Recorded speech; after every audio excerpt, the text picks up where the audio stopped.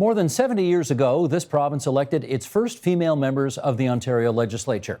But to stroll around the grounds of Queen's Park, you'd be forgiven for not knowing who Agnes Macphail and Ray Luckock were, because there's no significant marker of that milestone.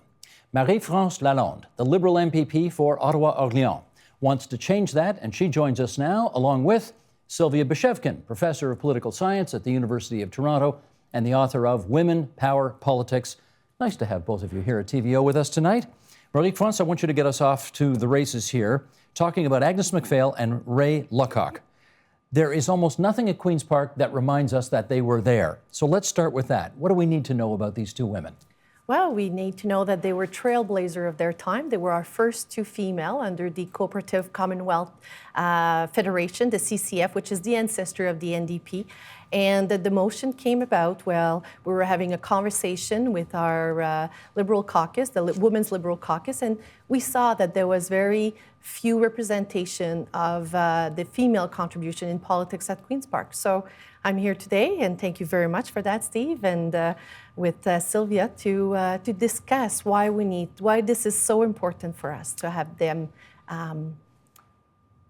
to have a monument in their honor at Queen's Park. To remember them. What was it about Agnes, besides the fact that they were the first two women ever elected? Tell us something about Agnes Macphail that you think is memorable. Well, I think she's primarily known for being the first MP.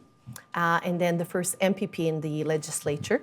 She was also, she's known for her statue, or in a way of, her interpretation of equality for women and her fight for that, if I may say. So I like to think that she contributed immensely on where we are today as women in politics.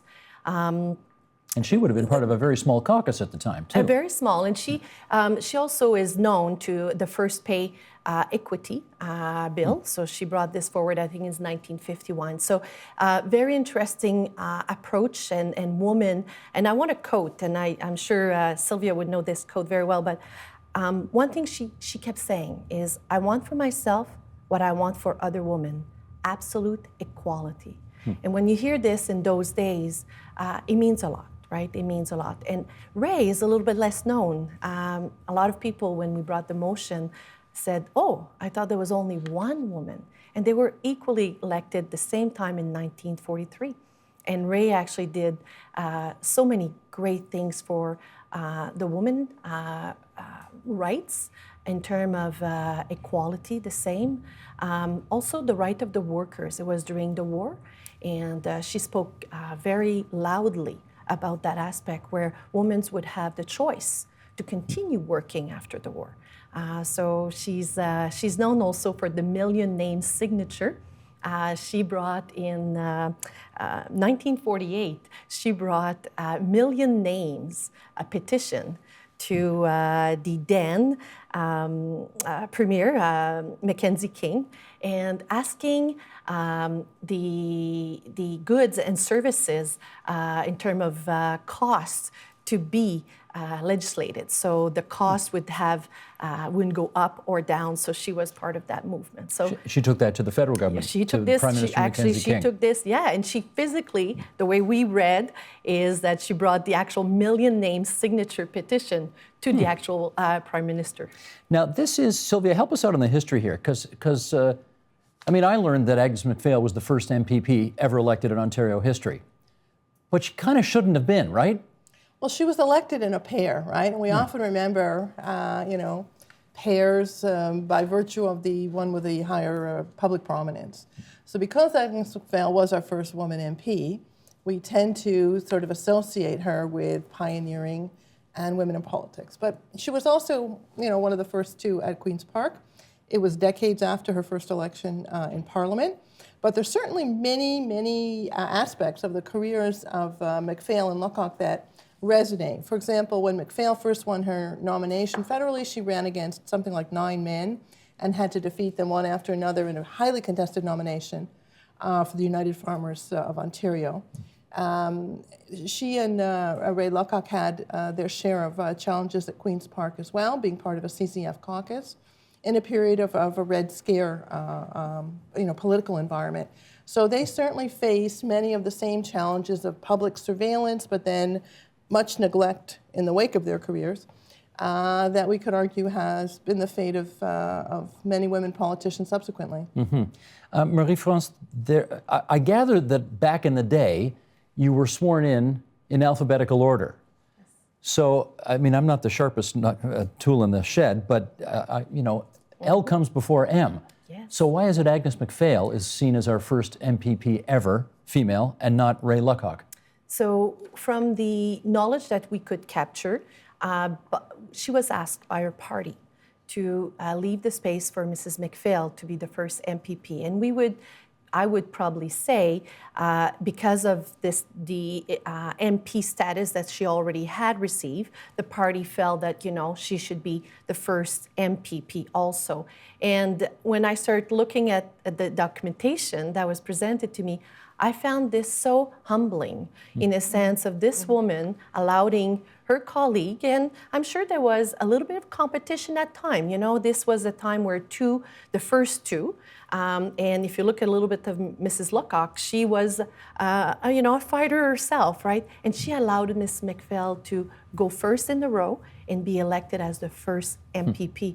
And that's also the reason why I think this motion is important, is to educate Ontarians about the fact that, you know what, we had the great privilege of having elected two MPP in 1943. Sylvia, what do you think it says about the fact that it's been 7 decades before any significant attempt has been made to recognize this fact? Well, I think it's consistent with our history as Canadians. I mean, first of all, we don't have a lot of public statuary generally around our legislatures as compared with other Westminster parliaments. If we look at the struggle that surrounded the installation of a statue of the famous five, the women who contested the Persons case, that took quite a lot of effort. That's in Ottawa. That's in Ottawa. So that was a long and arduous process. Yes, rigorous process.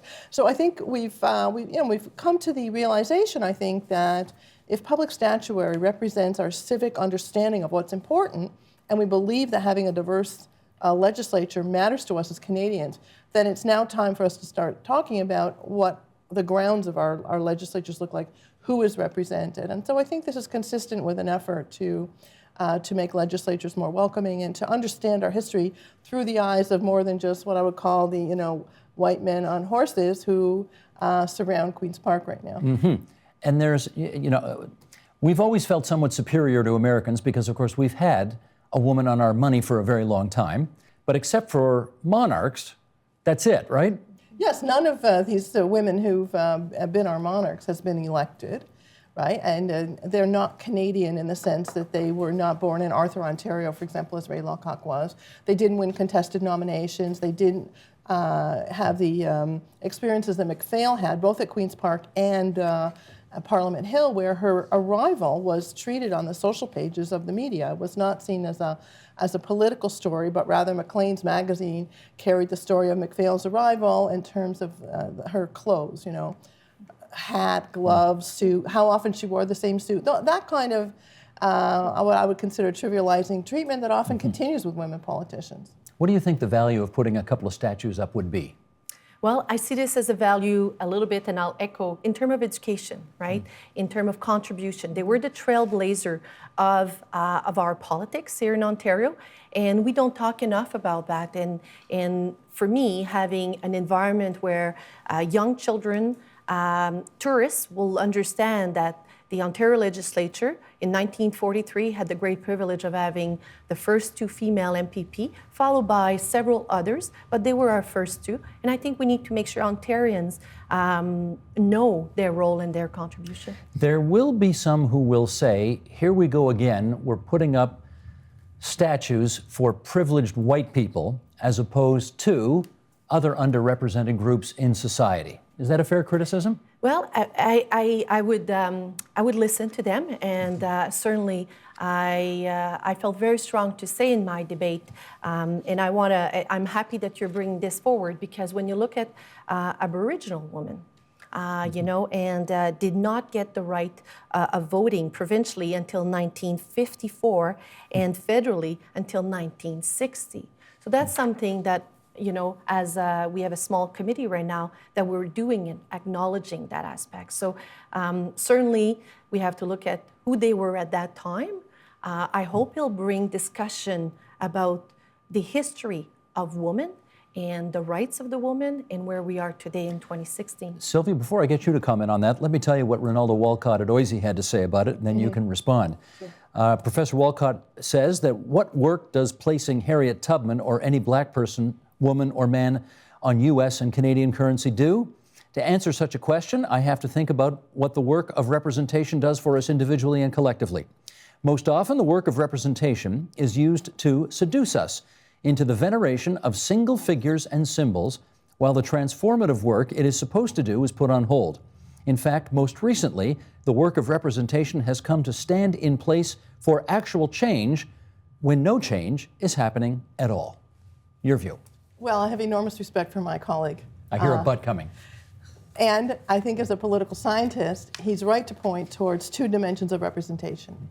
One is the descriptive, the visual, the representation of youth or women or Aboriginal peoples or ethnocultural minorities in a given legislature. That is symbolically important. We know that if small children watch a parliament and see people who are from different backgrounds, that helps to give them an understanding that anyone from a variety of backgrounds can be a member of that parliamentary system. He raises the important question of what does it mean? Substantively, what happens in terms of the work of policy change that will better ensure that our political system and the policies that emanate from it are, in fact, responsive to the concerns of people from different communities. And the research shows that it does make a difference. Certainly, if you look at Macphail, who had both a federal and a provincial career, and Luckock, you can see that it was not men at Parliament Hill or at Queen's Park who brought forward pay equity legislation, who worked on the rights of women prisoners, who worked on concerns about women in peace in the period of World War I, when it was highly contentious to be a pacifist, as Macphail was. So it seems to me that there are changes that women politicians, particularly from center-left and left parties like the CCF, have brought in. So I think in these cases, we are well placed to argue that there is a conversion from the numbers to the policies. It is not necessarily the case for women and other members of conservative political parties, but the research shows that on the left and center-left, there clearly is a conversion. Marie-France, what is the status of your efforts to make this reality? Well, it was passed unanimously with our legislature, which is very encouraging from a nonpartisan approach. Yeah, that never happens. Once in a while. Once in a while. But I was very happy to see the supports from my colleagues. And the next step for us is we created a committee. What we're going to do now is look at either private foundation, and we're working towards bringing sensitivity to the government. I am not going to shy away of saying, you know, is this something that we want to embrace? I'm well advised on many aspects. I have part of my committee. I have Laurie Scott with our PC caucus and Sherry DeNovo on the NDP caucus. And we are looking at that. And then we had a conference call with Senator Nancy Root. Sheila Copps is on our committee. And Jean Augustine. And we're looking at what is the best step? What is the next step? And like who's going to design it? Well, I don't know, actually, Steve. You've got to figure all that out. That's where we have. So I would like to engage, and that's where I'm feeling. And have you got a budget for it? Well, we don't have a budget in a sense. We know how much former statue or monument has cost. What we need now is engage our community, and I would like to bring the artists of Ontario for rendering process, making maybe a competition to engage local artists who would like to take part of this, Gotcha. Right? Okay, here's the next question, which is, I don't know this for sure, but my hunch is that the statues at the legislature of John Sandfield Macdonald and William Lyon Mackenzie and Whitney and Mowat and all these guys, I don't think private foundations paid for them. I think the public paid for them. Why shouldn't the public pay for these if this is an important part of our history? Well, I certainly would like to pose the same question, Steve, but given that you've asked it of me, I think one of the arguments is that that women are supposed to do things on their own. So the famous five statue that we see on Parliament Hill was created thanks to the philanthropic generosity of women who came together in the Famous Five Foundation. So that was privately funded as well? Yes, it was. So this is an important question, which hopefully in the age of a woman premier and a woman opposition party leader and many significant women in the Conservative Party caucus will be raised, because it goes back to the whole question about whether women work for PIN money and whether women are commemorated for the earnings that come from the so-called PIN money, the extra money, the notion that women aren't actually working in a serious way. So it's an important question. It comes up in many political systems, the extent to which there is actually publicly funded statuary to commemorate diversity, to commemorate whether it's racial minorities, ethnocultural members of the community, Aboriginal peoples, the extent to which that has to come from the community itself, and the so-called public money only goes for the sort of normative, sort of, the white man on the horse. I totally understand that you think you are doing good by doing this, but if you let a private foundation, as opposed to, the public, pay for this, are you in some kind of backhanded way marginalizing the role of women in our history again? I really don't. When I looked at this motion as a private member's motion, I saw it as myself with the support of my colleagues. I think now is my role and the role of the committee to promote where we should go in terms of funding for that monument. And if I may say, I'm not looking at these women as being on a horse, for instance. What we're looking is as an interactive approach for bringing seniors, tourism, and also young children visiting Queen's Park to engage with those statues. So maybe like the Sir Johnny Macdonald one at the Ottawa airport, where you can actually go sit down beside him on a bench and have your picture taken, read the plaque, that kind of thing? That kind of thing, exactly. Or the Famous Five. The Famous Five in Ottawa is actually quite beautiful in terms, and I think it's the most visited monument actually on the hill if you look at the literature. So. And where would you want this one to go?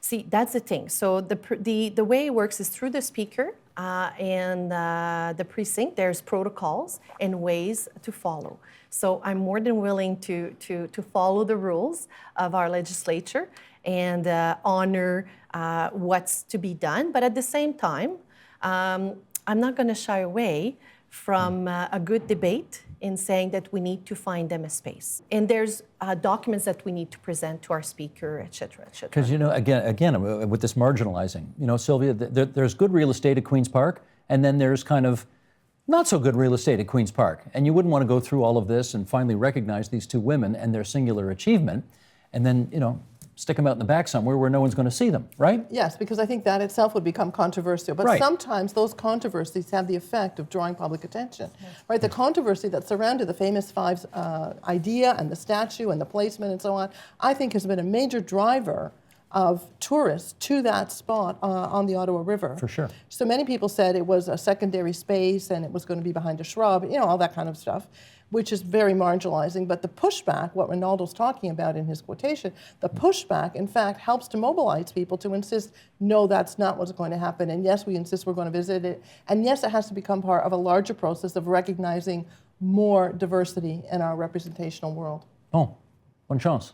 Thank you. Thank you. Merci. Marie-France Lalonde, MPP for Ottawa Orleans or Ottawa Orléans, depending on your first language, and Sylvia Bechevkin from the University of Toronto. Help TVO create a better world through the power of learning. Visit supporttvo.org and make a tax-deductible donation today.